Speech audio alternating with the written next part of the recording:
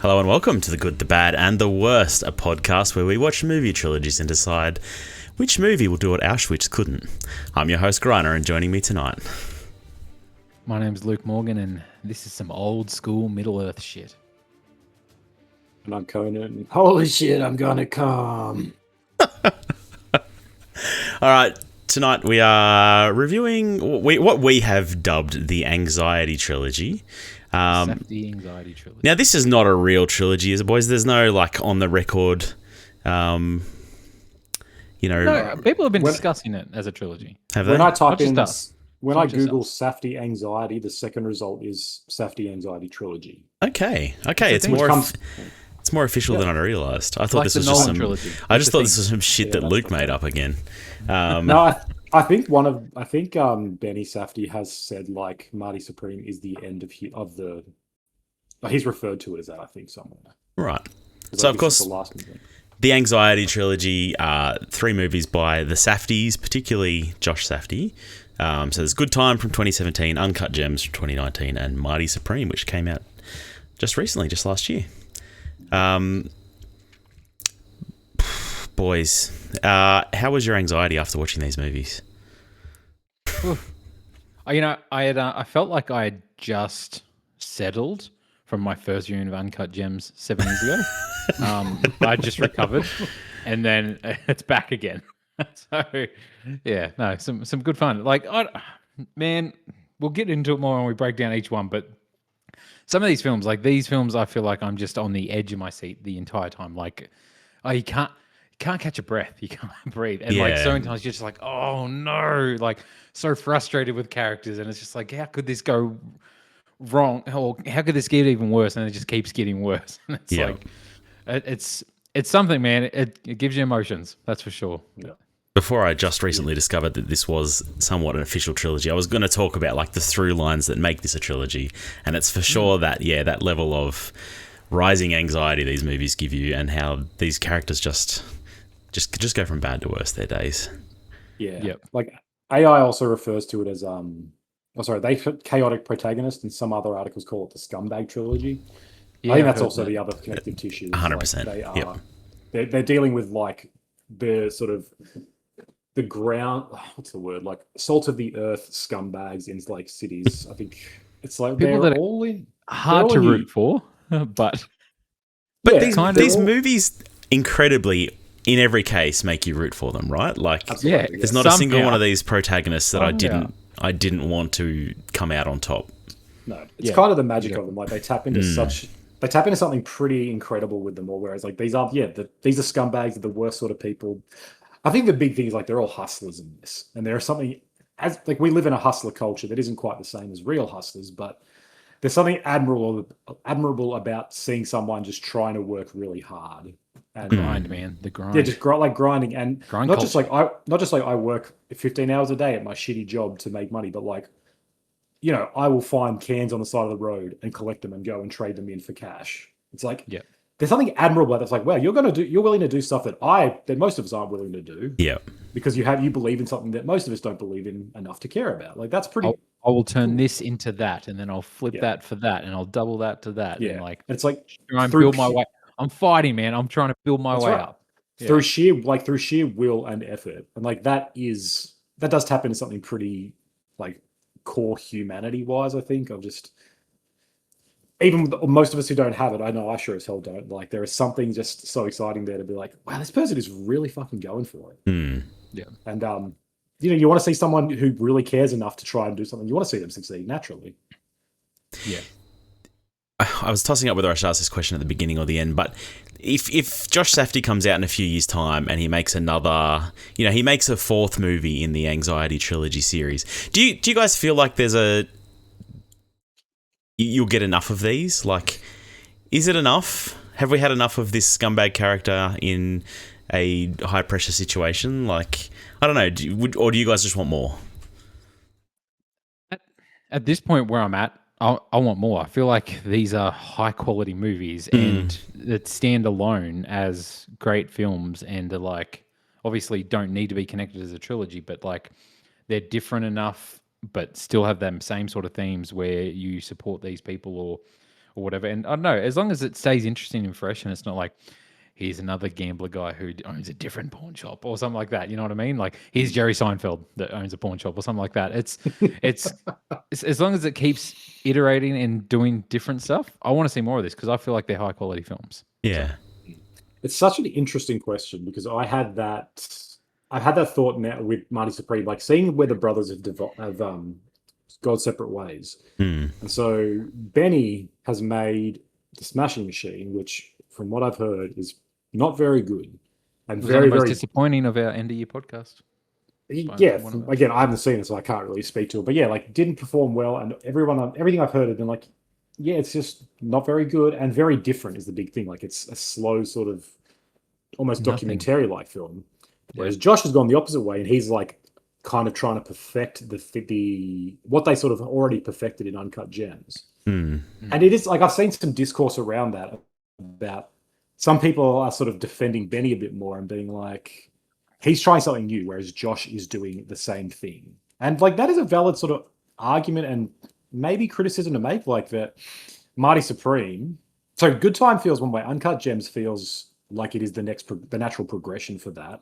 And Marty Supreme kind of feels very much in the same vein as that, but doing a little bit of different stuff, but pretty similar. And it's kind of like a double-edged sword because on one hand, these guys are probably some of the few people I would consider true auteurs in that if you watch any of these three films, you'll be like, what is this? I've never seen anything else like this. And it's only the Safdies who can do this kind of kinetic, energetic, anxiety-inducing, 15 narrative strands overlapping and coming to these moments where it's like everyone meets in one pawn shop and they're all arguing over each other. And it's like, you feel like your heart's going to burst out of your chest. Like only they can do that. So that's true auteurism right there.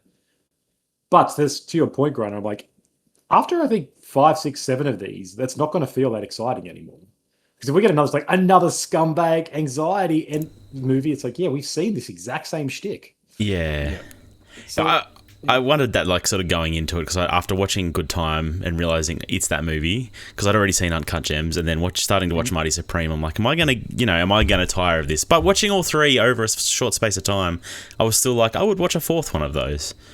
But I do think it's probably, I do think it has a shelf life, right? Like, I hope that Josh Safdie branches out and does something a little different. I think he can still bring that energy and do different stuff with it. It doesn't have to be this exact thing of like, and like Marty Supreme does enough to be interesting, I think. Yeah, it does. But that's the thing. I feel like Marty Supreme is already that kind of not step back, but that step in a slightly different direction and maintaining the core of what those previous films had. And I mean, that's the thing. Like, I watched these 3 films over 2 nights. You know what I mean? And if I'm not going to be sick of it after that, I can't imagine, years gap between. Like we had nearly 7 years between Uncut Gems and Marty Supreme. So it's like I don't see how it could outwear its welcome unless No, you are right. I would still go out and see any of them that are made, but I do think at a certain point it'll become like I don't know. It's kind of like, if Martin Scorsese's making another mobster film, that's exciting, but it's also like, but how exciting? Do we really need this, Marty? Like, I haven't seen The Irishman still because it's 4 hours long, but even though that is critically adored, like high 90s on Metascore, everyone who saw it loved it. The common theme with that was that nobody watched it because like he's perfected mobster cinema like 3 times. He doesn't need to keep making mobster films. Yep. And so there is something to that. Like their longevity as filmmakers will kind of, I think, depend on if they do something a little bit different with each one. But it does seem like they know that. Like Marty Supreme is pretty unique in how it sort of incorporates it. But there are definitely moments where it's like, this is just Uncut Gems almost. Like Conan. Exactly. Yes. I haven't done much research or look into like the Safdie brothers prior to this. Was there a reason this split has happened recently with directing? Is it a personal thing, or is it just like they're just like, oh, we're trying different things, but they can come back for future projects, or is it like, has there been a hard split? Or so there is a reason that's come out recently with Variety. Do we want to do that now? We can do that now, I suppose. Cool. So for context, Good Time and Uncut Gems were co-directed both by the Safdie brothers. I think they're both only written by Josh Safdie and his writing partner Ronald Bronstein. But yeah, both co-directed, and they seem to be doing like they've had a bunch of films before these that were they've been making together. So what seems to have happened is, at least according to this Variety report, is that on the set of Good Time, there was an actor named Buddy Duress. Now he is now dead from a heroin overdose because he was a hardcore like true criminal where apparently like he was taking auditions for acting whilst he was in Rikers prison. Like he was a true like crim, and that's kind of like, you know, all these movies have real people sort of acting as basically themselves. And Buddy Duress is one of these guys. He was like a hustler, like a crook, wow, a heroin that addict. dude, the main guy that he picks up in the hospital. Yeah, he's like Yeah, dealing with the whole third act of the film, basically.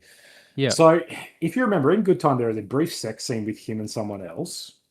And from what apparently happened is Josh Safdie was directing, Benny Safdie was holding the boom, and Buddy Duress, who was off his face, asked the actress he was with if he could, quote, stick it in for real.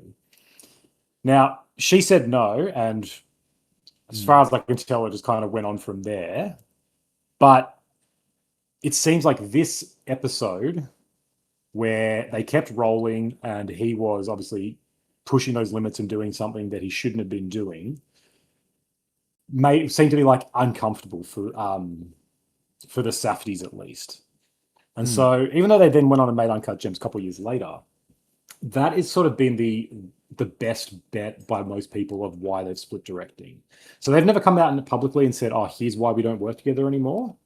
And for the longest time, there was a speculation, just kind of like, I guess they want to go separate ways and do different things. But this was reported as sort of being like the main schism, you know, where perhaps they, and again, this is all speculation, but perhaps they disagreed with how to handle that situation. Perhaps one of them didn't like.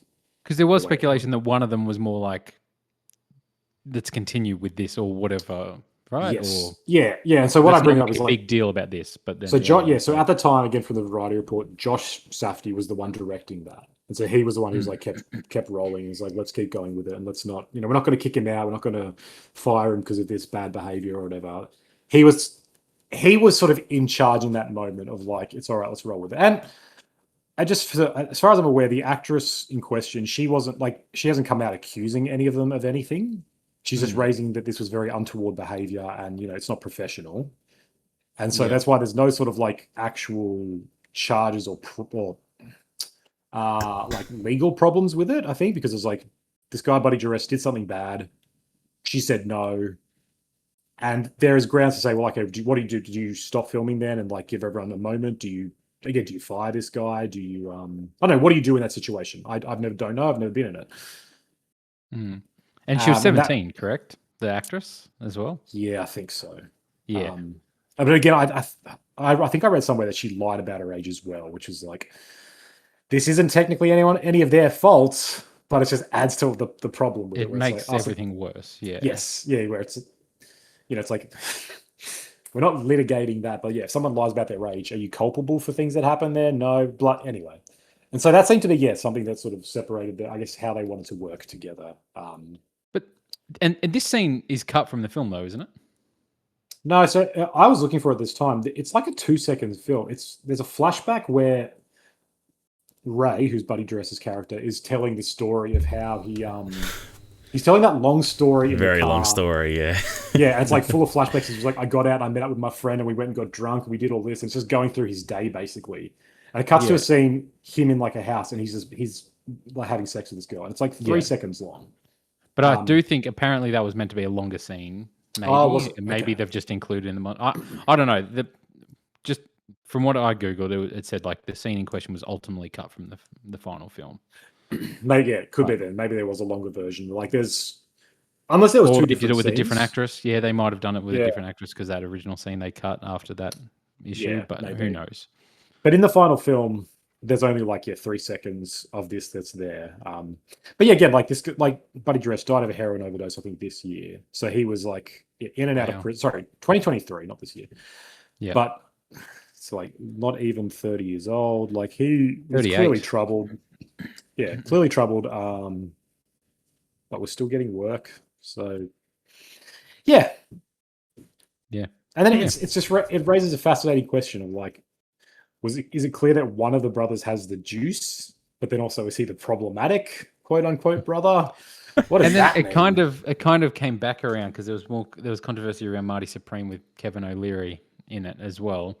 But that's more Yeah. comments Kevin O'Leary has made since the film was made that make him seem like a bit of a douchebag. as Yeah, opposed that's more to- that people just don't like him, right? So Yeah. Yes. for his views, which is fair enough too. Yeah. All right, shall we do some stats? Stats. Good Time came out in 2017, had a budget of 4.5 million. At the box office, made 3.2 million, but I imagine that was a pretty small release. 84 early days.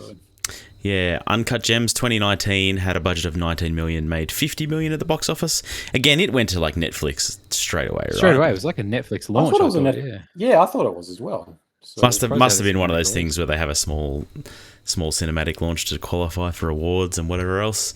Marty Supreme came out in 2025. Budget of 65 million, has made 148 million at the box office. A24's highest grossing film, I believe. Yeah. Or it's breaking some records anyway. The critical reception for these movies: 80 on Metacritic for Good Time, 93 for Uncut Gems, and 89 for Marty Supreme. Big scorers, big scorers. Yeah. Yep. Adored films. Like, people Impressive. like these movies. All right, let's kick it off with Good Time. Came out in 2017. After a botched robbery lands his brother in jail, a small-time criminal traverses the depraved underbelly of New York City in search for bail money. Griner. Yes. So you hadn't seen Good Time before? I hadn't even heard of Good Time until we said we were doing this podcast, and then I was like, "Oh, it's got R-Pats in it. I It's know. a Safdie Brothers movie. I'm here for it." So what were your thoughts? I really enjoyed it. It like as soon as it got going, I'm like, oh yeah, I get what the Safdie brothers do now, right? I had seen Uncut Gems before. I'm like, oh, this is similar in a lot of ways, but I mean, there's lots of differences as well. Robert Pattinson as a character again is a scumbag, but he's Robert Pattinson. He's so charismatic. He cons his way in and out of so many situations in this movie. I was really struck by like the use of lighting and color in this movie. I think it's a really gorgeous movie to watch, and the plot twists in this, like, just I don't know. This movie's it's good. I really enjoyed it. I was thinking about this movie a lot after I watched it, like just how much of a scumbag he is. Like, there's that moment where his mugshot's coming up on the TV, so he starts like making out with a 16-year-old and is about to have sex with her to get out of it. Like, there's just all these things where it's like I shouldn't want Connie to win. Like, I shouldn't want him to break his brother out of jail, and yet here I am. His brother is really to stay away from him. And that's right. And the best thing for his brother is to not be anywhere near him, and yet I still want them to be together. And I think it's his love for his brother really that is the thing that makes you want to barrack for him, right? Yeah. Like, because he's also like, it's no coincidence the movie starts with Benny Safdie playing his brother, and he's clearly like has additional need. Yeah, challenge, has additional needs. There's a psychiatrist there who's really kind and is trying to help him. Yeah, and immediately there's violence, there's abuse, there's something, and so everyone else in the world knows that Connie is a piece of shit. And Nick sort of needs someone else. But yeah, at the end of the day, they're brothers. And you can sort of tell from that opening scene, it's like, okay, these guys have probably grown up only having themselves, always had to survive together. Yeah. And it's like, yeah, that's an incredible bond that you want to see. Like, that's kind of I'd forgotten most of this film. And that is kind of the core theme of this movie, is like that kind of toxic love, right? Or like love that's almost dangerous, where Connie does all this, I think, from a genuine place of love. He truly cares for his brother. He just wants to get him out. But he's such a narcissist as well that his love will destroy everyone else around him. It'll destroy his long-term girlfriend, on again, off again girlfriend. The way he treats that woman is like, oh man, he's such a scumbag. It's like, yeah, I mean, it's worse because. Yeah, I was gonna say, you say girlfriend, but it just seems like he's trying to con her out of money, right? Like she's basically his sugar mama or whatever, however you want to say it. But yeah, and she's using her mum's credit card. Yeah, well, it seems like again, it gets even like insidious because it seems like she has something. Is like she has some additional needs as well, because she is like living with her mum still. Yeah, she seems really kind of simple. Like she's just like doing whatever he wants her to do. It's like what? Like this relationship is clearly so one-sided that like I think it seems clear that Connie's kind of taken advantage of that a little bit. And so it's like he is a predator in so many ways. It's just everyone in his life, he's like kind of gaming to get something because he loves his brother so much. Like he gets nothing from his brother really, which is a fascinating kind of dilemma of like, on one hand, it's like I really want him to get him out. I want him to go and make their cabin in the woods. But also, it's like he's just fucking ruining everyone's path he crosses. Yeah, like and that's kind of incredible to be like you're invested the whole time, but like. Your heart says one thing, but your brain says another simultaneously. Yeah. I had seen this years ago, I think just shortly after it first came out, because I was like, I'm a big Robert Pattinson fan. I was like, I need to watch more Robert Pattinson films, obviously. And seeing that this had really good reviews, I hadn't seen Uncut Gems at that point. So went back and watched this. Hadn't seen it again since then. And I just remember like loving the film sort of thing. And then even watching it this time, when the twist hits that he didn't rescue his brother and it's this other dude, I forgot about it. I was like, oh shit. I was like, that's not his brother. Holy crap. Who is this dude? And I completely forgot like the second half of the movie. And it was such a great twist to be along for the ride again. Like, it's such a good twist. Like, even my wife was like, no, it's definitely his brother. I'm like, no, it's not. Like, it's clearly not his brother. That's not how he talks. Like, because his face is still messed up. She's like, no way. And it's just such a... Like, it really hits you out of nowhere, that twist, I feel like. And, like, half the movie hinges on that, on the build-up to that moment, right? Like, just... He gets out of there. He gets out of there. He gets him into a house, like, escapes the hospital, and it's all so tense for him to escape that hospital. And it's just, like, it's constantly building, and they're, like, in this house, and then, it's just... It's not him at all. He's just like, where the F am I? What the... Yeah. He's punching him. He's like, stop it. Shut up. It's like, just because chaos. All of his decisions are not decisions. They're just like knee-jerk reactions. He breaks into the hospital. He's like, he sees cops. He's like, that must be it. There's no thinking, no planning. There's no, even the robbery at the beginning, right? It's so kind of like half-assed. They don't know about ink bags. And it's like, they do. Like, that's why they wear 2 layers of clothes, right? Like, I don't know. He feels like he goes off in the car. I know. He's like got half a plan, but you're right. Yeah. Yeah, sorry, you're right. It's not like they just walk in showing their faces, but like this is kind of like the bare minimum you have to do to try to get away. Like they don't plan for any of the stuff like, and I feel like ink packets are one of the most known things about this. Anyway, like he's just, this whole thing is like this odyssey of bad choices and then bad reactions to those bad choices, and like just getting yourself deeper and deep. It's like it's like Breaking Bad if he was like. But Walt's a smart guy, whereas this is the dumbest guy you could possibly do. Yeah. Where he's just like, he gets into an impossible situation, so he makes a terrible choice. He's like, I'll just do this stupid shit. It's like, that's thrilling, but so dumb. Yeah. And he still gets through a lot, right? Like, he still manages to get his brother out. He to get his way still out. Cons his way into that woman's house for the night. Like, I don't know. He's relying on his charm a lot, but he somehow manages to get some of the way there. Yeah. Yeah. Plus, like how much you can just talk your way into something if you seem pathetic enough, and you're like, "Please, come on, I just really need some help. My mum's working." He will take pity on that. Yeah. But then he just like robs her, like takes the phone and just like, "Oh, we're gonna take your car at 3 a.m."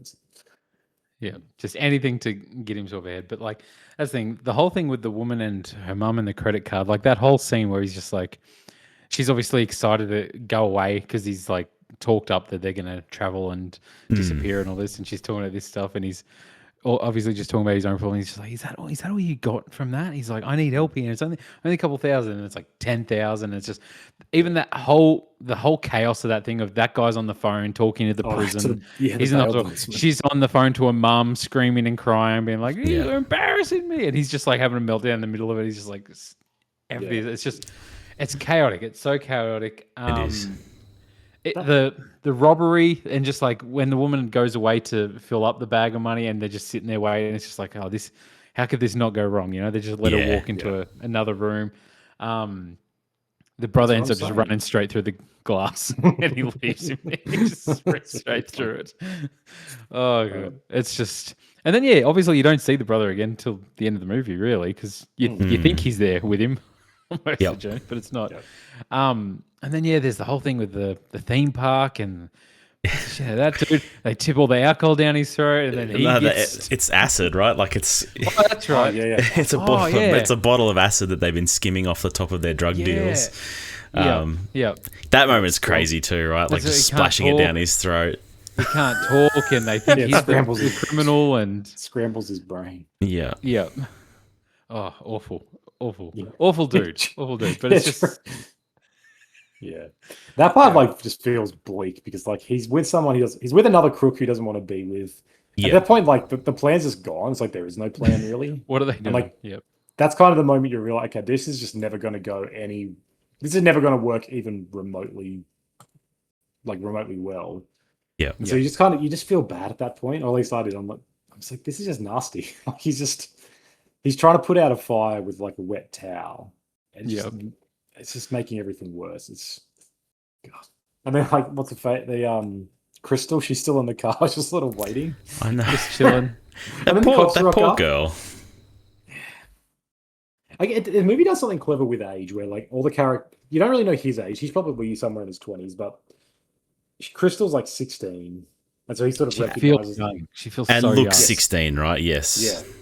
And immediately, like, look, it's questionable that her grandmother just like lets this random guy come into her house, but that's whatever. But immediately, like, he knows he can sort of prey on her with that. Like, he knows that that's something that he can just take advantage of. Yeah. She wants to impress him because, like, she's a young, impressionable teen. That's like, That's right. She's floating around, and she's like, "Oh, don't mind me." And so he recognizes that, and he's like, "Okay, I can wrap her around my finger if I need to." Yeah. Because his girlfriend, or whoever it is, Corey, that's played by Jennifer Jason Leigh. She's like 50 something.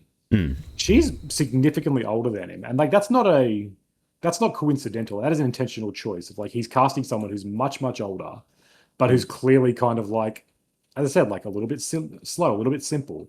And so she is like been shown interest by this young 20-year-old. And so she's obviously like, I will just lose. Like, she's kind of she's had nothing going, and like she's like, oh, this young guy's paying me attention. It doesn't matter if he's a dirtbag. Like, it's a young guy paying me attention, and it's Robert Pattinson. You know what I mean? Like, and yeah, she's like, I loved your work in Twilight, and he's like, yeah, things have exactly. really changed. Oh my god, I can be Bella. Team Like, I'll be a spider monkey. That's right. Like, yeah, and like that's really struck me. Like, I remember growing up, people like that, like knowing people like that throughout high school and stuff. Like when guys who are 18 and 19 and they're dating 15-year-olds, or like younger dudes. Good friend of mine was like dating a 30-something-year-old with kids for a while when he was 18, and it was like, this happens where like there's just these power imbalances, and we all know it's wrong. That it's very well trodden ground of like this stuff is bad, but I think we tend to forget how common it actually is, and like in so many people's lives, even like people who seem totally normal, not to mention then the unsavory people, like these sort of gross predations on people of different powers, different statuses, different ages is really common, and a really like, it's a way these people operate.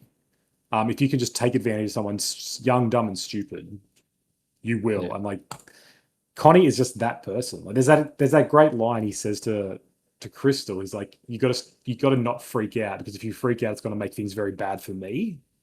And it's just this guy's a complete narcissist. Yeah. Yeah. He has zero care about anybody. No, he's But literally making everybody's life worse. He's just like, you don't want to make it bad for me. And Like, still we want him to succeed though, right? Like the power. What is wrong with us? Yeah, hey, exactly. narcissists become CEOs, True. Tech billionaires are all narcissists, man. It's like these are the traits that we seem to be learning it more and more every day, right? Like these are the people in power. Yeah, that's right, because these are the people who we put in power. We look at that and we admire it, even though we know it's bad. Yeah. For some reason, our genetic coding, we're just like, yeah, that's. If Robert Pattinson showed up tonight at 3 a.m., we'd let him in. We'd let him in. Yeah, because like, look, my brother's here in a freaking all bandaged up. Can I crash you? I'm like, poor shit, dude. yeah, I guess, no man. worries, man. Help yourself. That's because of my good Christian charity that I do it. Yeah. Exactly. Um, and then the ending. I was gonna say the ending's super chaotic too, right? We got guys falling out of buildings and splatting on the sidewalk. Splat. Just like the most thing you wouldn't expect of just like from a distance, just like he's getting out. Oh no, he fell. Boom. He's gone. It's like, Yeah, because they're breaking into the guy's apartment, aren't they? yeah, Yeah. She's like, and he calls his friend, and he's going to go kill it. Yeah, it's just like There's no thought there either, right? I'm just going to hang out at this guy's apartment for 2 days while he's with the police. He's going to remember where he lives at some point, even if he doesn't remember exactly what happened to him on that night. Yeah, exactly. Yeah, terrible choices. Those are the most uncut gems parts, like that and the Bales bondsman scene where like three or four people are sort of colliding in one room and talking over each other. Like that's the kind of the craziness. Like this movie did not inspire as much anxiety in it when I saw it the first time or this time. Like it's more of kind of a weird chaos. It's just it's chaos, but it's not anxiousness. It's more than anything, and it feels like kind of like a tragedy or an odyssey or something. Like it's a big sprawling journey. Yeah. But this, much less so than the other two, is like really focused on the anxiety of the feeling or of the situation. I think there's also a knowingness with this movie that there's not really any other way it can end, right? Like there's no version of this movie where they end up building a cabin together in the woods. No, there's possibly a worse version where they're both in prison or end up dead. Like we honestly probably get the best version of an ending you could get with this story anyway. Exactly. But there's never any hope that he's going to get away and they're going to have their cabin in the woods. Whereas the other two, at least there is a hope that there's going to be a better ending, right? Yeah, that's a good point. Exactly. Yeah. At the end, and a happy ending overall. Yeah. Like the whole last scene is really kind of really sort of haunting, like really sad, but also because it's got Benny like playing games with in like a group home, with other people with like additional needs, and he's clearly like uncomfortable there, and you feel so bad for him because he has no idea what's going on. Like his brother, he still thinks his brother's coming for him, but it's like that is the best thing that can happen to him, really. Yeah, like being in that situation, being in that environment where he's actually being cared for properly is like. So it's like simultaneously a really sad ending, but also kind of a happy ending. Well, and there's a line that Robert Pattinson kind of took the blame too, right? That he's now in prison, took the blame, so that Benny Safdie, whatever his name is not on the hook anymore, right? Yeah, exactly. But yeah, I don't know. It kind of sticks with you because it is kind of just this like, I don't know. Yeah, it leaves a hollow feeling in you. Like the ending is kind of the thing that stuck with me the most. I remember like that thinking back in the movie, I'd forgotten things like the Buddy Duress, reveal, the jump scare. Yeah. But I remembered that scene the whole time with Benny's just like really sad. He's got really big lips and really like sad doe eyes. And he kind of looks like he's about to fight everyone at any moment. And just kind of the look of confusion on his face where he's like, I'm in a completely alien world right now. Because he's probably had Connie his entire life. And for the first time ever, he's like, someone's being nice to him and his brother, it's not his brother there to sort of curate his experience. I don't know, like choosing that to have over the credits where he just keeps running back and forth is like really good stylistic choice, really hits hard, I think. Yeah. Good song choice at the end too, I feel like that helps it just be. Don't remember it. It was The Pure and the Damned featuring Iggy Pop. Pure and the Damned, bro. Yeah. Subtext. Yeah.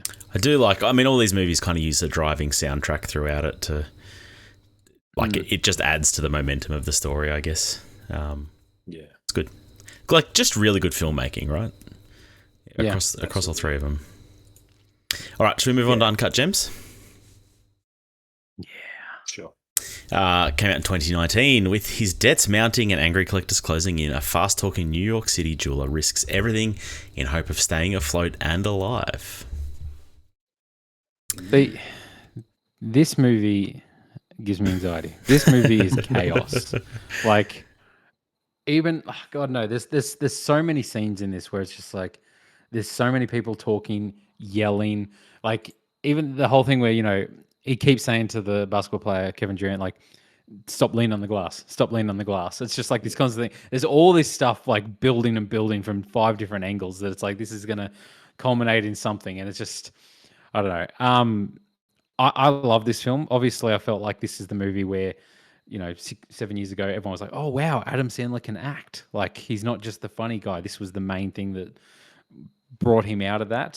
He's done a few things since then as well in that, but this was like a real thing of, felt like perfect casting. Like this is really good casting. Having Adam Sandler, he's great in this role of being this kind of like pathetic loser that you want to root for, but you get so frustrated. You're like, he's an idiot. Like, can you not just be happy? Like so many times we're like, okay, cool. He's gotten there on the other side. He's right now. He's right. And he's like, okay, I'm going to go take this and now gamble this or pawn this in to go do this. And it's just like, oh, you scumbag. Not just, can you just stop for a second? But he just can't. And like this movie, obviously, like the ending to this movie caught me so off guard when I watched it for the first time. And as we were talking about like haunting endings, this stayed with me for ages where I was just like, wow. Like it was Red Wedding-esque for me. Like I was like, holy shit. Like what a like sunken, deflating feeling like to end the movie. And it's just like, oh shit. Like that's awful. And it feels so real. That's the thing. All these characters feel so real in that world. You feel like you're actually watching like this murder take place. And like the way both of them just get shot, it's just like, oh, this is really messed up. I feel like I'm watching something like I shouldn't have access to. You know what I mean? Like, it feels so raw. It's awful, but it's like powerful. And I don't know. Yeah. That's kind of their magic. I think their magic sources. Like Safdies are just some of the best at casting movies. They just like there's honestly, I don't know if there's anyone else as good as, because they do that. Every choice they make is kind of loaded with a subtext that you consciously or not pick up on. Like casting Adam Sandler there is the choice. That was intentional. As far as I'm aware, that was like what they wrote the movie with him in mind. And all the great directors and writers do this. Like Tarantino's always talking about how he writes movies with these specific people. And Josh Safdie said in this interview about Marty Supreme casting all these people is like, and he talked about it being, when you cast that, you cast their everything. You cast their history, you cast their memories. Like you're casting people's preconceptions about it. And so seeing someone like Adam Sandler, you know who he is. You come at it being like, he's a funny guy. He's charming. I kind of like him, but I also don't like him because he's made a lot of shit, but he's also made a lot of great stuff. And that is Howie Ratner to a T, right? Yeah. You like him, but you hate him. You think he's hilarious and you think he's a complete just shitheel. Yeah. And then all the people he casts around him are like, a lot of them are real people. Like a lot of the jewelers are real jewelers in the New York Diamond District. Is Kevin Garnett. Yeah. Kevin Garnett. The other one, Julia Fox, is like, she's an actress, but then you've got The Weeknd playing The Weeknd. He's like apprentice jewelers now. He's like an influencer now in the Diamond District, right? But I think I don't know if he was trying to do that before this or after, but yeah. Like it's all their worlds feel very lived in, which I really love. That's right. Like it makes their worlds feel truly authentic, because it's like these are the kind of dudes you see, and like everyone looks so interesting and unique because that's what real people look like. Like all the jewelers look really kind of weathered and a bit ugly, but it's like that's just what people look like though. Instead of being like, let's get two really handsome, like normal looking dudes to be the jewelers. They're like, no, we'll get the literal jewelers on that block. Yeah. And that just creates an authenticity that you can't fudge, really. And like, this movie probably more than any other, like truly feels like this is probably, it feels real. Documentary. We're just watching this dude's spiral. Like it's like, oh shit, Adam Sandler's really lost it. What's he doing? Yeah, it's like one bad day away from happening in Sandler's career. Yeah, I was listening to a podcast with Josh Safdie, and he was talking about the making of Uncut Gems and how it just kind of just sat there for a while till Adam Sandler was ready to do it. Like, they were never going to cast anyone else. It was never going to star anyone else. It could only be him. And then he was talking about Marty Supreme and a similar thing with Timmy. He calls him Timmy, which is fun. But like listening to him talk about like casting people and just, this guy. He's just a plumber, and he brought his own little snake to come and snake the drain. Like, so he's now the plumber in the movie, and it's just like, it just works. Like, it makes everything feel so real. And then he's talking about the lighting in his movies too. Like he's got this great lighting guy on staff, but he just lets the actors stand where they want. They're going to stand where they naturally want to stand. It's going to be lit how it's going to be lit because that's how it is in real life. And like all these movies just feel, I don't know, I feel that like they feel lived in. They feel real in a way that, like, there's a lot of everything's perfect. Yeah, there's a lot of criticism of Netflix because all their movies are lit the same and they look the same, and these movies don't feel like that at all, right? Like they feel lived in, they feel real, and it just lends so much to this movie, right? To the anxiety you feel because it just feels like you're there with him, right? That's right. Yeah. Yeah. Yeah. And it's those situations are anxiety inducing in real life when you get like 6 people in a shop and they're all kind of trying to talk over you, or like if a celebrity turns up and then I can only imagine if you're trying to make bets with someone's ring and you're like walking down the street making a phone call to someone, like that would just make you feel like you're in a panicked mode. Yeah. So yeah. It's just like that's the thing. I really feel like, in Australia, rugby league's a big thing. And before rugby league, they always say like, there'll be an ad for sports, but it's like gamble responsibly. I really feel like it should just play Uncut Gems before every game of football. It should just make you watch this. And that's really the way to stop like the gambling problem in Australia is just like, watch this and tell me if you want to gamble. No, but he wins. He wins in the end. That's the thing. He gets shot in the face. Well, yeah, that's a different thing though. That's because he's bad at gambling. No, sorry, that's because he's good at betting, bad at gambling. One of the two. Yeah, technically, he wins 2 big ones. The first one they cancel. It's so frustrating. It's like, you idiots. The reveal of that bet getting cancelled. Like he's on cloud 9. He's running around spending all his money. He's paying back his debts or getting ready to pay back his debts, and then you find out it's cancelled. It's such a rug pull. It's so well done. Goes to his daughter's performance, then he gets kidnapped, stripped naked, put in the boot of his car. It's like this has gone from the top where you finally think he's succeeded, and it's like everything's going to work out, and it just all goes to shit so quick because of course they watched him come out of there, and then they've gone in and cancelled it, and that's the one that he finally wins, and then obviously what happens in the end as well. Obviously Julia, his assistant, gets a good ending with the cash as well. The high roller guy that's beetroot red at the end, like with his sunburn and everything like that with the long hair. Oh yeah. Ric Flair. He's like a real fashion designer. Like he's just playing himself, but like it's like they couldn't get him to stop hitting on Julia on set, so they just left it in. They just filmed it. Yeah. This is your character now, and it works. It's like this is real life. Yeah. But that's the thing. There's just it's funny. Like he has so many people coming after him for stuff where it's just like obviously, but then like you even got like the other Jewish guy Larry that keeps coming. He's like bothering, and he gives him the fake Rolex too. Yeah. He's just always these annoying dudes in the background that are like clinging onto him, and obviously with them he's just dismissive. He's like, "What the hell are you going to do? Like, here, take this, piss off. Like, I don't care about you." But then there's the people he sees. He's like, "Oh shit, okay, yeah, like these guys are real." Yeah, that's why I did. He's ripping off everybody. Because that guy then turns up again in Marty Supreme.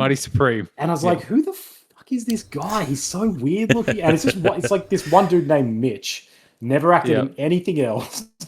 It's like this is obviously just some dude they know. They're like, he's probably some lackey or like some small time. They borrowed money off him at the side. He kept following him, and just like, "Here, we'll put you in a movie." Shut up. It wouldn't surprise me if like they kind of borrowed money to fund one of their earlier films, and they're like, "Hey, you're pretty good at looking weird. Come in my film." It's such a weird choice, but it makes he's so fascinating. Like he just this.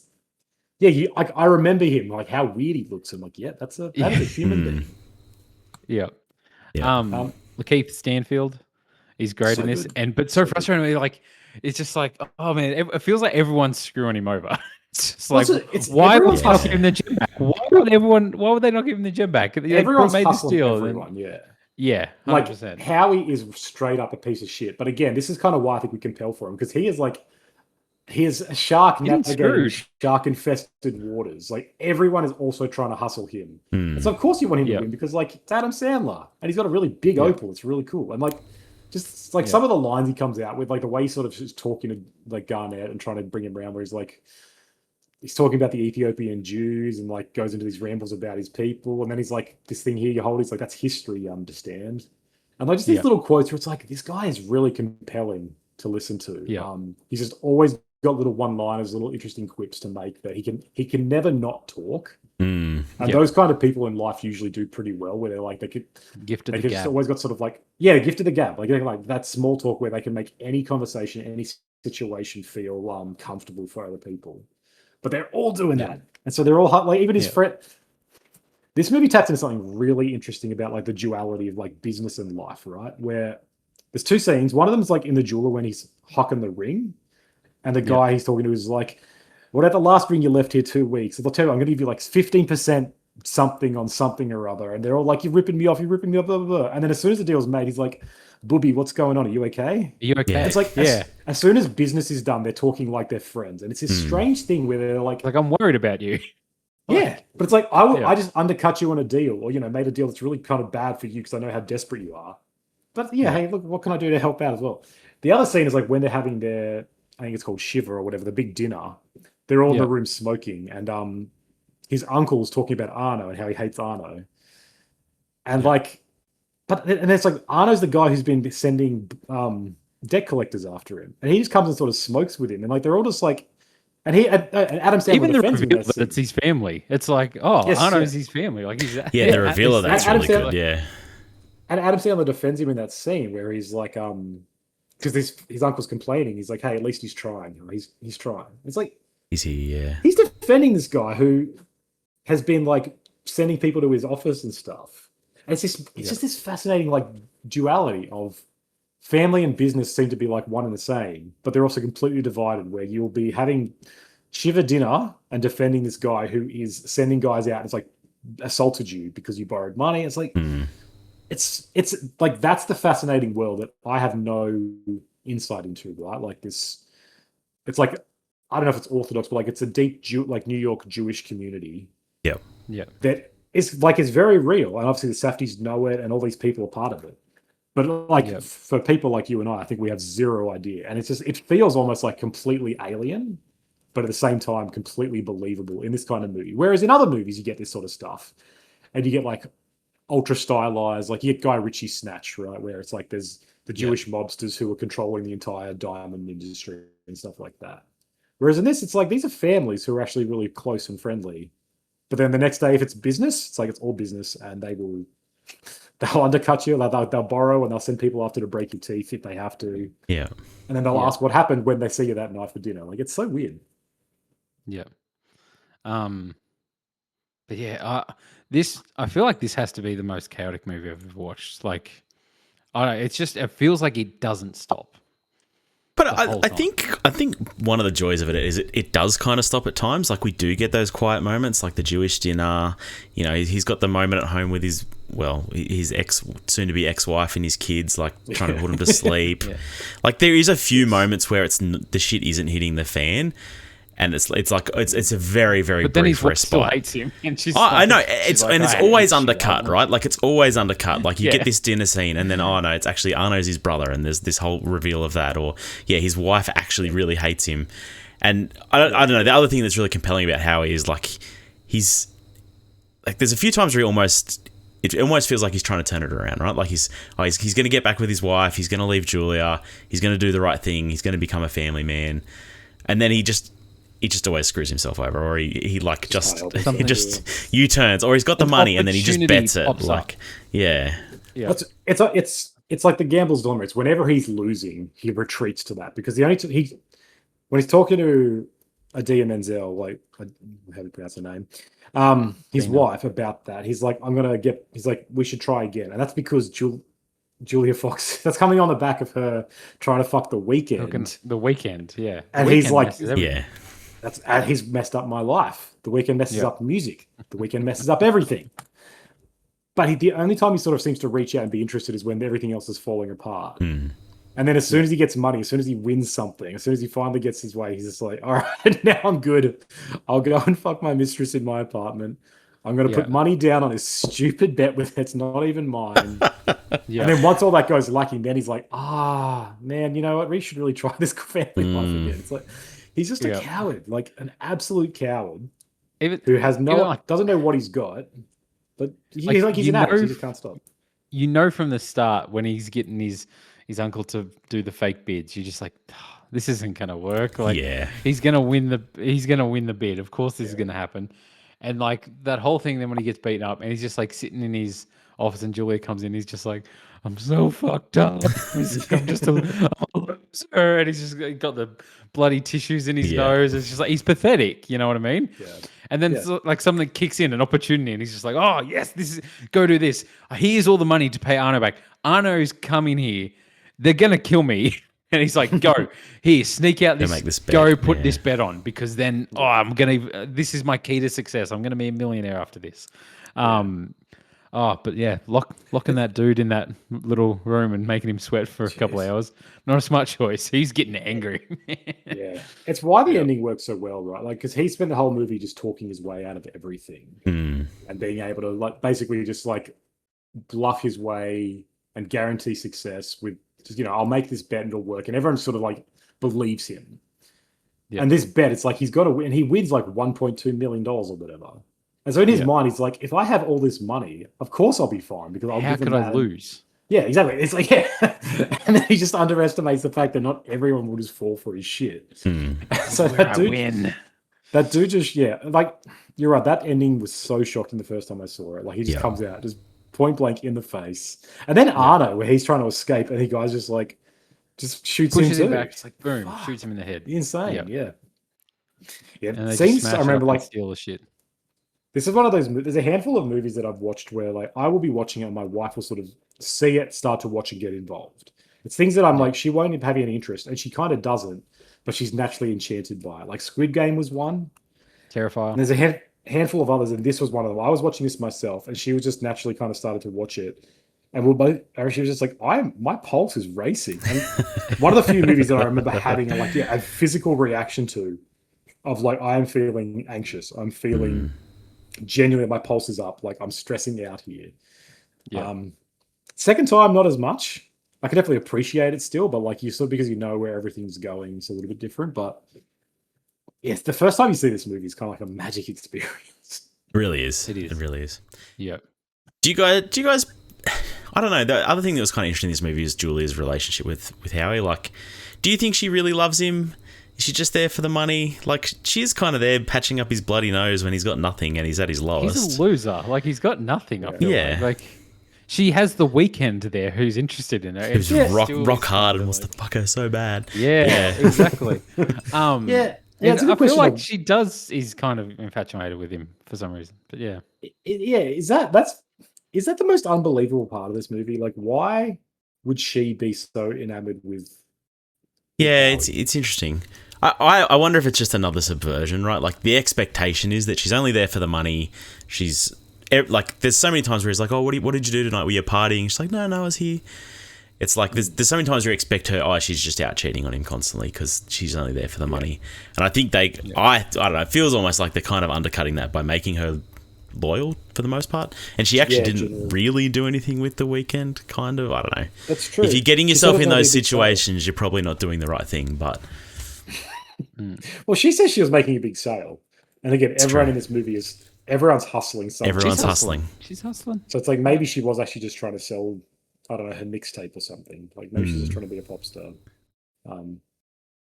Yeah, you're right, actually. I didn't really think of it as subversion. That is a good point. Like, she actually does truly love him, and the whole time it feels like when he's being like a creep and he's hiding in the closet, texting her and watching her, there's a part of you that's expecting her to be like, oh, fuck this dude. Like, 100%. 100%. Like, and then playing along with the old text, but then she's sitting there like, oh, this fucking creep. But she's along for the ride as well. She's like, yeah, this is fun. So, that's true, like, I don't know. I feel like it's genuine. I'll never get the image of Adam Sandler running out of that cupboard saying, "Oh, I'm gonna come." It's so funny. That's the thing. Wade says so much stuff in this. Obviously, became a meme. Like, it's just like, and it just like, I don't know. His comedies have always been like, everybody's like, I love when he yells, right? Like when he starts screaming at things. That's peak Adam Sandler, and then they use that in this movie as well. But I don't know. It just works. I don't know. This movie's funny, but also anxiety inducing, and just great. Yeah, absolute cinema. Because everything Sandler says is just kind of funny. Like the way he talks, the way he's like, he's just such a weasel. It's like he's endearing. He's just like he's playing that lovable sort of dope that we know, but in real life. Not many movies start with like a colonoscopy, but no. Well, one movie does. One movie starts with something pretty similar. Oh, true. But yeah, so these movies I feel like have interesting, opening intros and all that sort of stuff, and then we get the thing going into the bullet hole in his cheek, and it's like pretty diamond eyes or whatever, ruby eyes or whatever, and then Opal, yeah. Yeah, Yeah. Everything's inside this opal, right? It's got history. it's history. Exactly. I understand. a lot of cool, visual choices that they make in this. Yeah. Again, Yeah, you're Safdies right. know These- what these they're mov- doing, like visually, Yeah. like the craft of cinema. They get it, and they've got it on lock. I think. See, they totally do. Yeah, like the soundtracks in these movies do a lot of lifting. Like there's just a pulsing to them, and like weird. Like in this one especially, there's so many like weird, almost like I don't know, like neon alien sounds and like synths and stuff, and it just feels Very so synth, like yeah. it feels so weird and like Does- sort of disorienting. Yeah, there's almost an element of magic to the opal too, right? Like KG, like he legit plays like a legend when he's got it with him. Like, it almost feels like there's something mystical there. Yes. Yeah. But yeah, Yeah, and like it links into I don't know. There's not really much to talk about, but like this movie is super super Jewish. Like it is dealing so much with like the Jewish community, and everyone in this is basically like part of this sort of this Jewish area, and his whole family is that. And he talks a lot about like the people who found this mine are a tribe of black Jews in is it Ethiopia? Yep. I can't. Yeah, so it's like this one tribe, and he gives this whole history about that. And there's just like little lines where he's talking to the doctor about colon cancer. He's like, "What is it? It's like Jews and colon cancer? I thought we were supposed to be the chosen people." Yeah. Just like these really interesting little like insights into like contemporary Jewish communities, I guess. And yeah, like just the opal being mined by these people, and how Garnett pulls him up on that. He's like, "Don't you think it's pretty fucked up that you paid them like some small amount of money and you're gonna make $1 million on this?" Even how at the he's end, when he's like- like, "How much did you buy this for? How much did you buy this?" Yeah, for? that's what I mean. Yeah. Yeah. And it's like Yep. he was exploiting. On one hand, he's really proud of like Jewish history. He's talking about how basketball, the first guy to ever score a 3-pointer was a Jew. But then like there's this emptiness to that where it's like he's still going to take advantage of this tribe in Ethiopia just to gamble with. yeah. Do you guys think $100,000 is way inflated as well? Like, No chance he paid that. He paid $20,000 for this thing or something, right? Like, Yes. these guys 100%. snuck it out of the mine for him. He paid pennies for it. But anyway, Yeah, 100%. That's right. Yeah. all right. Shall we move on to Marty Supreme? Yes. Marty Mauser, a young man with a dream no one respects, goes to hell and back in pursuit of greatness. So this movie starts with something similar. Yeah. It's not a colonoscopy, but it's a jizoscopy, I guess. the journey of It's a scientific view of impregnation, right? of all those little boys finding their way. And it turns into a ping pong ball. It's brilliant. It's a really it good is. way to like let the audience know that it is his kid, right? Like it's got this kid is looming over this whole movie, and if there was any doubt that it was his kid, I think it would feel very different. But the fact that the audience knows for a fact that it is his child is it's genius. We saw it swim. There is no doubt in it. If a character had told us it's his child, even if a doctor had said it, like, there could be an element of mistrust there. But the fact that we scientifically saw that little swimmer get into that egg proves to us that it's his kid. That's right. Exactly. Yeah. Yeah, and it ends with the baby as well. It ends, starts where it ends. So, what's kind that of similar to gun called? Uncut Someone's Gems. gun? Not sure. Chekhov's gun. Chekhov's guns. It's Chekhov's jizz. Yeah, Chekhov's same as Uncut Gems. It starts on one side of Adam Sandler and ends on the other. That one comes out the other way. That's right. Yeah. Yeah, this movie, obviously, I feel like more than the others had just a lot of marketing behind it and a big push, like cinema-wise. Obviously, I think Chalamet was leading the way with that. It seemed like he really believed in this film, and he was just out working and hustling to promote this movie in any way he can. And I mean, I've got to admit, it worked. Like, I feel like you tell most people there's this movie that's coming out about like a ping pong player or something like that. It's probably not much interest in it, but I felt like a lot of people were interested in this. I was interested in it just because of Chalamet, and obviously the Safdies and everything like that. But yeah, I feel like it worked, and obviously he's been pretty successful at the box office. And I feel like it'll be successful come awards season and everything like that as well. But I know I really enjoy this film. I feel like this is definitely a bit off the pedal. You know what I mean? For the anxiety. For me, after Uncut Gems, I feel like it didn't. I didn't have the same. Look, sure, yep. Anxiety, but it's the same thing again of like, oh shit, just can't go right, or like nothing's happening for him, and you're rooting for him, but he's obviously like a bit of a heel. Like he's a bit of a bad guy. Get out of here with your wrestling terms. Yeah, but yeah, he's not a bit of a bad guy. Like he's a shit as well. He's a scumbag, yeah. But again, we root for him. He's a bit of a mensch. He's a bit of a mensch. Yeah. He's a bit of a mensch, A bit of a mensch. But I feel like that's the thing. It all gets really chaotic with that guy and the dog, and it's like, oh, okay, this is where we get to Uncut Gems, where everything just goes off the rails, and Larry shows back up again. You know what I mean? From Uncut Gems, it's like, oh, this guy's back. It's all going to shit. And the whole time I was just like, I know this guy's going to get shot through this window. It's like 100%. There's people looking through this window. Yes, you never put your face against a window and be like, I can't see the guy we're trying to rob here. That's right. Yeah, just like you never cross a road and not look at the oncoming traffic, right? Like there's that camera angle where you look at a character in the center row and you know they're going to get hit by a car. That's right. Yeah, same thing. Face up against a window, you're going to get shot. Like, yeah, absolutely. Yes. Yep. Yes. Yeah. This movie does a lot of. Yeah, does a lot of psych outs and subversions. Like the first sort of act feels like a sports movie, and you're expecting it to be a sports movie. Like he goes and he's playing ping pong, and there's a lot of ping pong. I was like, okay, and Safdie shoots it in a way that it's really exciting. Like it's I was on board. Like I was on board. Yeah, that's like the way the game is like so frantic, and just like the sound, and just you see the little CGI ball bouncing around. You're like, what the fuck's going on? I'm so interested though. And it's like, okay, this has got to be like a sports epic. And then 40 minutes in, it's like, no, it's not. It's got to be a Safdie's film. That's cool. I listened to a podcast about this, and he was talking about how they got the guy who did Forrest Gump, the ping pong in Forrest Gump. Like he's the guy who did the choreography for the ping pong here. Apparently, that's what he does. Him and his wife, they just choreograph ping pong in movies. But like I was listening to that, and like, is this going to be a proper sports movie? Like, there's going to be a lot of table tennis in this movie, and there really isn't, right? Like, yeah, they fake you out for that first half, and it's really entertaining, but it's not what this movie. This movie, I was surprised how little table tennis there was.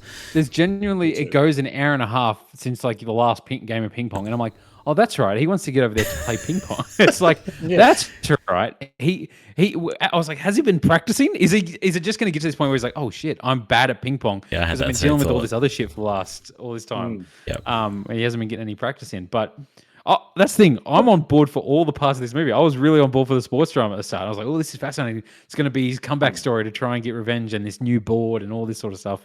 And then it's like, okay, well, the solution to this problem is this. Okay, now this has caused this other problem. Now I need a solution for that problem. Okay, now this woman's back, and now there's this other problem. Now I've got to find a solution for that. And it just keeps compounding on top of each other, nonstop. And then, Yeah. Like there's so many ways this movie could exist. Like I was kind of apprehensive about this originally. I was like, what am I really going to get from a 2.5 hour epic about ping pong? And that's, like I didn't watch the trailer, so I didn't know what it was like, but the marketing was all about that. It's like, it's a dude who's trying to get good at ping pong. And so I was assuming it would be like a sports movie. It'd be him like getting good at the game and rising through the ranks and, an underdog story or something. It's like, I guess, okay, whatever.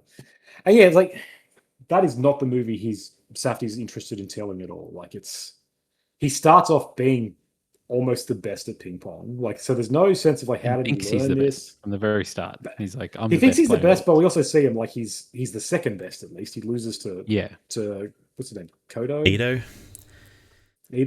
Kate? Ito. Was it Ito? I thought it was Endo. Something like that. Koto Endo. So he loses to him. It's like, so he's the second best player in the world, basically. It's like, okay, so we're not going to spend any time figuring out or being told why or how he got this way. And then, the whole movie's actually just about his hustle rather than him learning humility or, like training with a Jedi Master to become truly great and like learning anything. It's just like, what would you do to be the greatest when you are potentially the greatest? You've just got to actually it's an interesting thing because he is really good at ping pong. Yeah. And so it's never about like becoming skilled at ping pong, which is what all sports movies usually are. It's about like learning how to be the best and like be a good person along the way. It's just like this quest of like, okay, how far would you go to actually like do what has to be done? Like how many past celebrities would you sleep with? And whose husbands would like? How many times would you get spanked by their husbands to take this opportunity? And like, what kind of horrible shit would you say to this girl who you've knocked up because you don't want to be tied down to achieve it? Like, that's really fascinating. It's like, Yeah. as a view of like America, right? Because I think the whole period piece of this is like very intentional. This is America post World War II. They and Marty Mauser, or the real character, is based off to a lesser extent. Like, they're sort of the forefront of this new world, this new sport, this country that is like got a booming economy and is the victors in the global scene after the Second World War.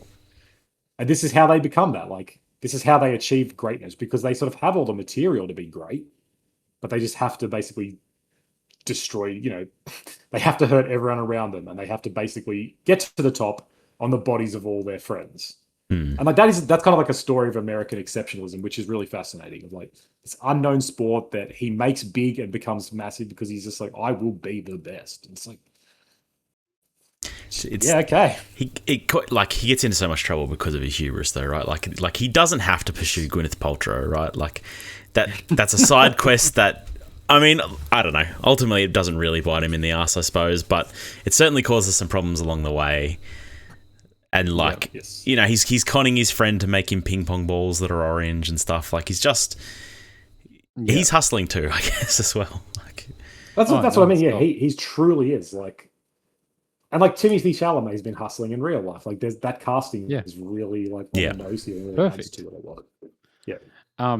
He even robs the store, like the shoe store. He had gunpoint. He's like, no, that's right. Throwing you a gunpoint. Give me this money. Like, I will shoot you. So I can go to Japan for this. But he also should have been given that money, right? 100%. It's his like money. He was owed that money. It's it's weird. He's like, I have to rob you. I have to commit a crime to get what is legally mine. And then it comes back an hour later. It's like, shit, that's right. He held someone up at gunpoint. Yes. Now they're actually pursuing him for it. It's like, damn it. That's right. I thought you got away with that. Spanner thrown in it. Gwyneth Paltrow and him are a lot of fun, I feel like.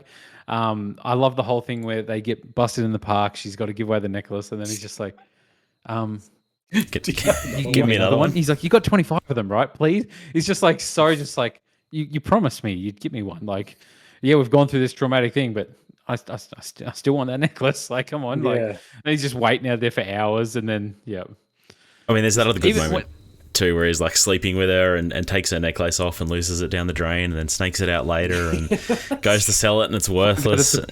And then goes back to her and is like, tries to con her again. I've had this moment where I've realized I did wrong, and she's like, she sees straight through his shit too. She's just like, no, you did this, and he's like, what? No way, not me. Like, obviously his girlfriend gets shot, gets the money for him. He takes her to the hospital, and then he's on the trip the next morning to Japan. Like, she goes into the hospital heavily pregnant with a bullet wound, and he's like, I'm off to Japan. He's like, and she's still, and she's still just like, hey, I got the money. Like, are you proud of me? Are you happy with it? Yeah. Just wants his approval. Just so desperate for his like love. But like, she's in a bad situation. She's in like a marriage with a brute. From what we can tell, she's hustling too. She's putting on fake makeup. That's right. That's right. She's hustling. Yeah.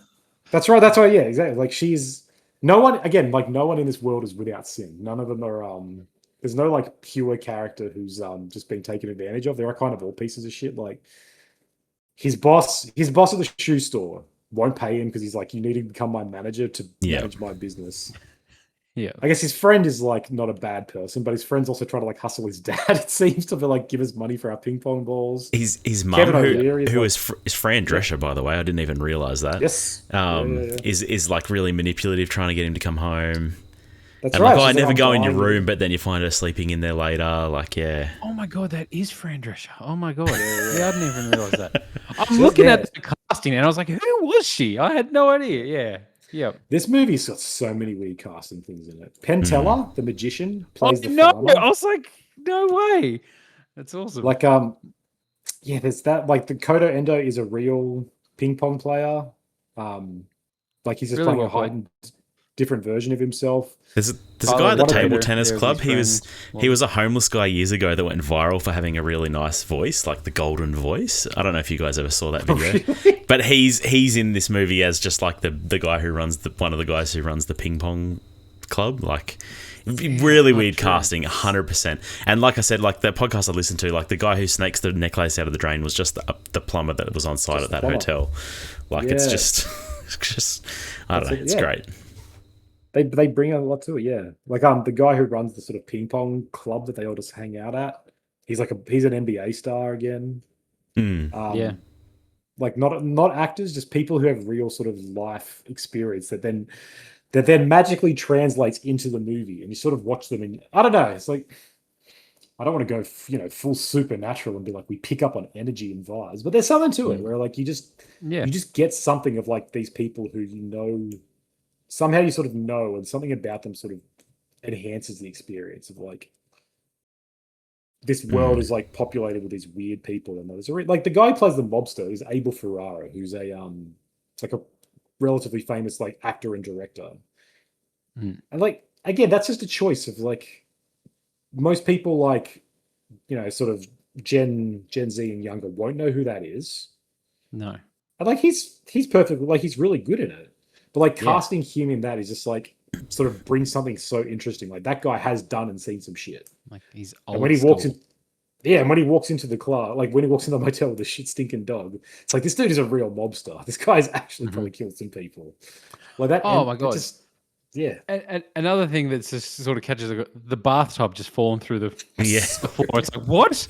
And like it's like crushes his arm. You think he's killed the dog. It's like, oh, what the hell is going on? Like it never stops. Him and his friend Wally hustling the people at the bowling alley as well, like to get all their money, and then they just chase him down, and then he like almost lights them all on fire. He's like tips all the stuff on it, and it explodes in the background. I was like, are they burning to death back there? And he's like, well, looking back, like kind of shocked at it. Yeah. It's just it's chaos. Tyler the creator, really good. Yeah, he's really good. Yep. But yeah, his girlfriend Rachel, she's played really well as well. She's fantastic. Yeah. Yeah, she's really good. Yep. What's her name? Yeah, no, Odessa Azion. Yep. Yeah, I don't know. Kevin O'Leary too. Like I know you mentioned him as like controversial figure, and I understand why. But he's pretty good in this movie too. Like plays an asshole. He plays a rich asshole well, and I wonder why. Right? Yeah. This interview I listened to with Safdie, like he talked a lot about that, and exactly that. He's like this guy is a performer. Like he's the Shark Tank guy, so he's like a rich megalomaniac, and he knows how to perform on the show. He's like, that's kind of what I want. And I mean, he really seemed to like him, and I'm like, that's questionable, but it is like the perfect casting because, they believe it. It's believable. That's right. Like, this is a rich douchebag. Like, kind of he can get into that character. It's like method acting without having an actor. It's like he knows how to play this guy because like this is literally me. Because it is the guy. Yeah. Yeah, that's right. And it makes you want, Timothée Chalamet to bang his wife. It's like, yeah, that's right. A little bit. Yeah, teach him a lesson. Yeah.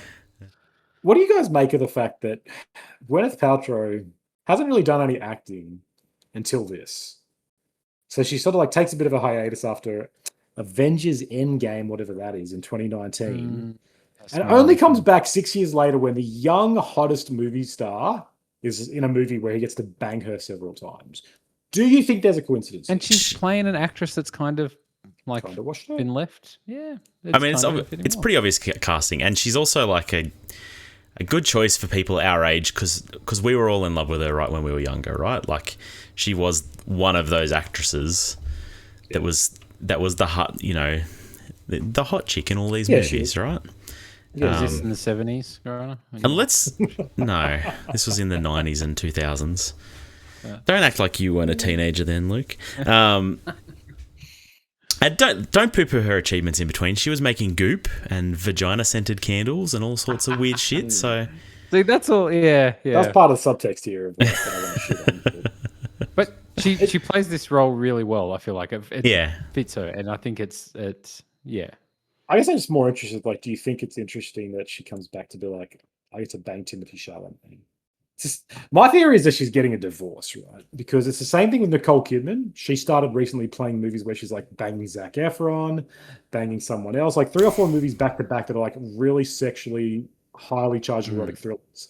And then what happens in the midst of that? Oh, I'm leaving Keith Urban. That's why you're banging all these young dudes. Do realize in movies they don't actually have sex. That's a certain type of movie, and it's not this type. They still get pretty freaking close. Not under the Safdie brothers. Yeah, apparently. Yeah. There's some speculation about how real. Timothy Chalamet said, "Can I slip it in?" No, let's not start rumors. I heard it. If he said it wouldn't have been a problem. some early call HR. Yeah, but Buddy Duress. Oh, I don't want this heroin addict doing. You get an actual criminal to do it. It's a big No, Grada's joking, recording obviously. has revealed that Chalamet's militant sex offender.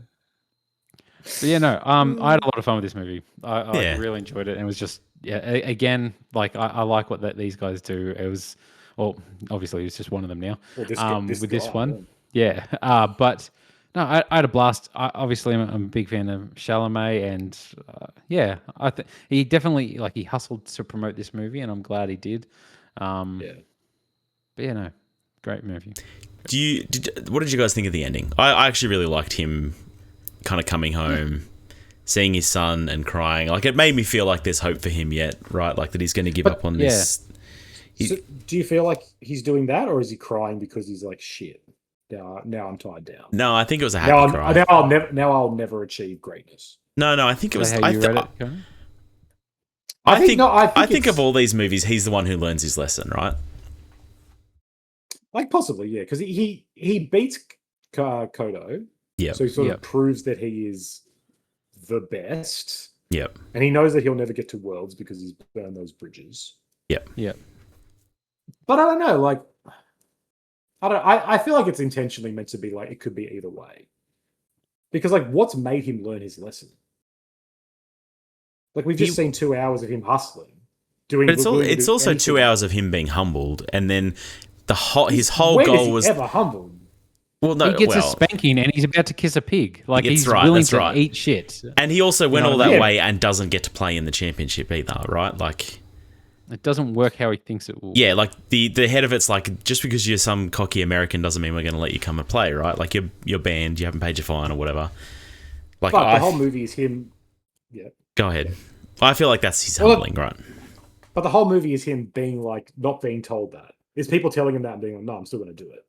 The whole movie is Kevin O'Leary being like, you can't do this. You're going to have to come to Japan. And he's like, no, I'm going to be great. And then he does things that he have to do. Like he joins the Globetrotters gang that he doesn't want to do. Because he's like, I have to do this to be great. It's all in pursuit of this greatness. And so I think there is a pretty valid question there of, even though he's proven that he's better than Kodo, that's not the world's.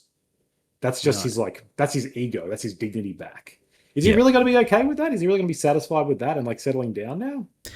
Like how long until he's like, I need to prove that I am the best. I'm not saying it's happily ever after, but like he came back to see his girl and he went to see his kid and had that moment. I think those things, to me, feel like he's made a change. Whether he sticks with it, maybe he becomes the scumbag later on again. Who knows? We need to talk about the honey story too, by the way. Yeah, we do. But I still want to talk about the end. Like, so what do you think this movie's saying then? Like, is this saying that it's okay to be a piece of shit as long as you just eventually be like, oh yeah, like I don't like learns his lesson, I guess, but everyone's still. I think this movie. I think still stabbed. I think this is a movie about his hubris and him being young, right? Like I think this movie is about him coming to terms with that, right? Coming to terms with the fact that he's not. He's not going to get to play in Worlds. He's not going to become this thing he thinks he's called to be. Instead, he's got to man up and do the right thing. And like we don't get. I agree. Like there's not a lot of. It's not a strong message, I guess, in that way. But that's what I feel like the ending is pointing towards. See, I had only seen it as like, oh, okay, like I don't know. He's seen something that's changed his perspective of what's important. And he's like, oh, the baby. However, I hadn't thought about it from your perspective, Conan, and I kind of like that because I do like the idea that there might be an ambiguity to it where it's like, okay, is he like, shit, Well, now? it's like a, got this commitment and this responsibility now. But I don't know. It definitely felt like the most hopeful of all the movie's endings. it does, but like with the ending of Uncut Gems, like it shows you Samuel's face and he's smiling, and it's like a weird. It's like an in between. It's a happy smile, but he's also dead. And In his last moment, he was happy. He was like, That's "I right. did it." And so it's He like doesn't he know anything won, different. but he's clearly like, but it's like this weird sort of like bitter thing of like, oh yeah, he won, but he lost. And so it's like kind of, it makes sense. Like for his journey, for what he was doing, he had his victory, but that cost him his life to do. In this, I feel like this movie is like really about, America, be in big capital letters. And so that ending in my mind, like kind of ties up with, it's about like America's kind of depravity in a way of like being great at any cost. And so then to conclude with him just coming away and being like, well, sure, I wrecked everyone, and Japan was coming out of its humiliation, and then I wrecked them again, and sure, some people are dead on the way, but you know what? It's okay because we have children. Like I don't know, that ending of him just kind of getting away with it and then being happy with like, I'm changed now, I'm better, feels kind of antithetical to, I feel like, all the rest of it. Like potentially, but yep. Should the guy from Uncut Gems that shot Adam Sandler walked into that hospital and shot Marty Supreme like at the end? Like he's sweating because he's been locked in that box. He just comes in, boom, he's shoots gone him back as well. in time. Yeah. Look, you raise an interesting question about time travel and about 400 years, because the character in this mentions they're a vampire. Yeah. Stephen O'Leary came out Bizarre. and like his neck and been like, "You slept with my wife," again, like bites his neck. Damn.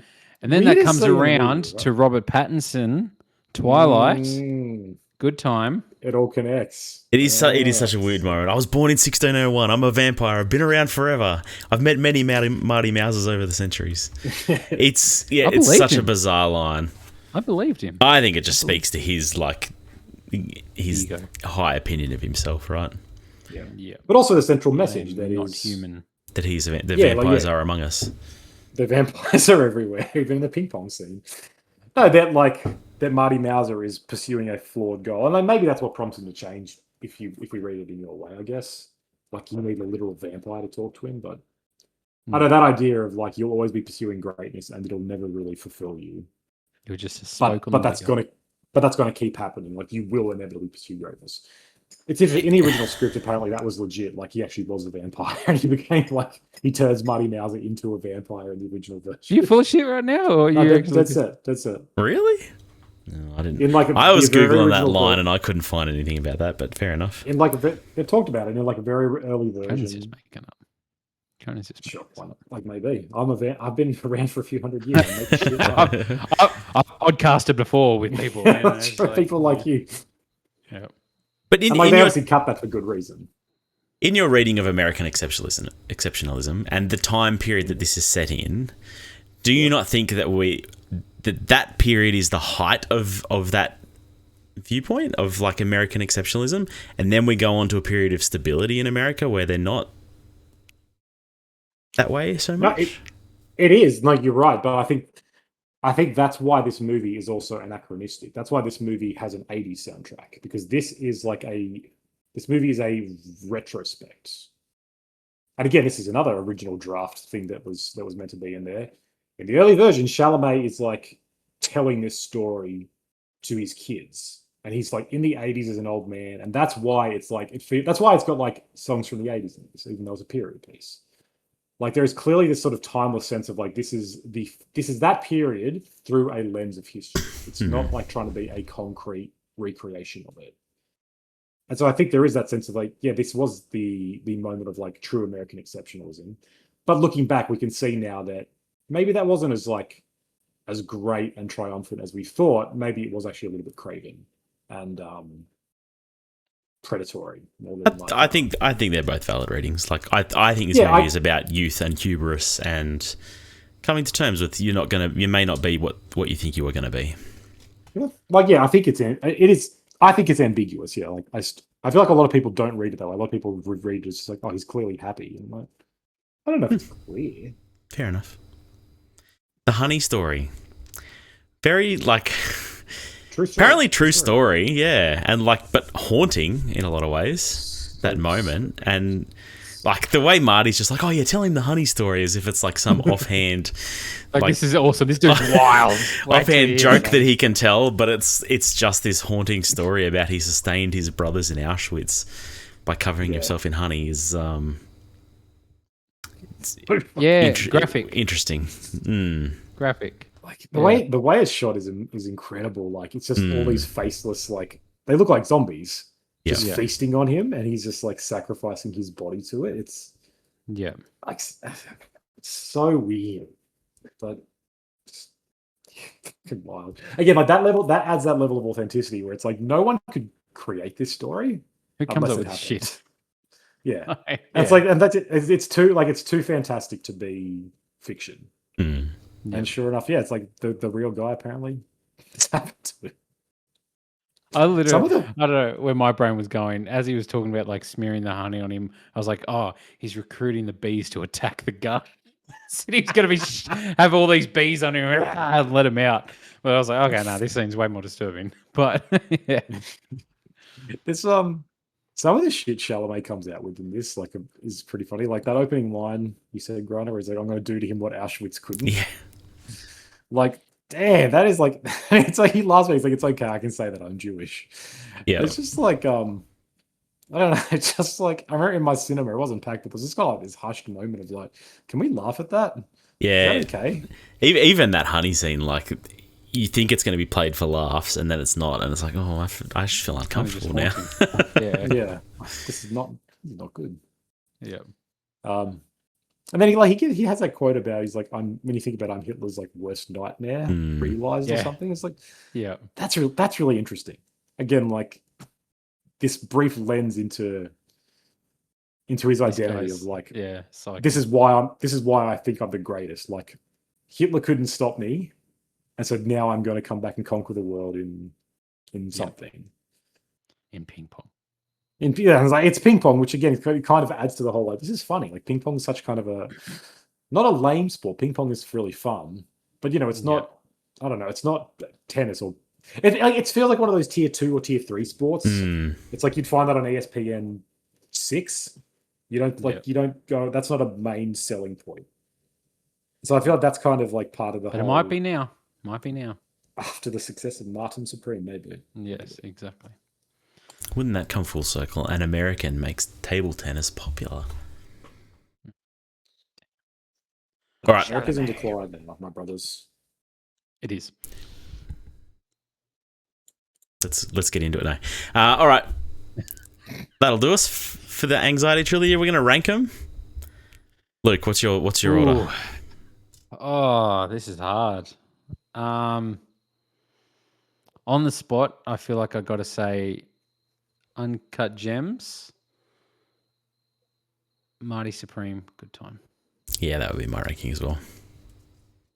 I agree. Yeah, I think Uncut Gems has the most pure anxiety. Uncut Gems is like that's a film, man. That's a great film. Like, and that is like that feels like the ultimate like anxiety.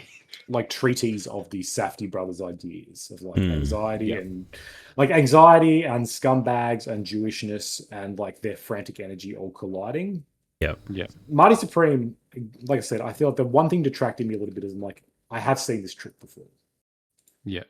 Like, but this is what Uncut Gems, when they realized that what they had, they sat there and were like, I'm gonna come. That's right. If Timothy had said that in this, I would have been like, we know you're coming, guys. We know. Yeah. You've arrived. It's not the same magic. Yeah, exactly. All right, very good. No, great films, though. 3 solid, great films. Yeah. Absolutely. Yeah. Absolutely. All right. Thanks for joining us for the good, the bad, and the worst. Next fortnight, we are doing Scream 7. We're going to... I feel like that's almost getting... It nearly feels like an annual installment of this podcast, catching up on the latest Scream movie. So we'll be reviewing that. You can check out our previous Scream reviews on our podcast feed. 2 separate ones. Yeah.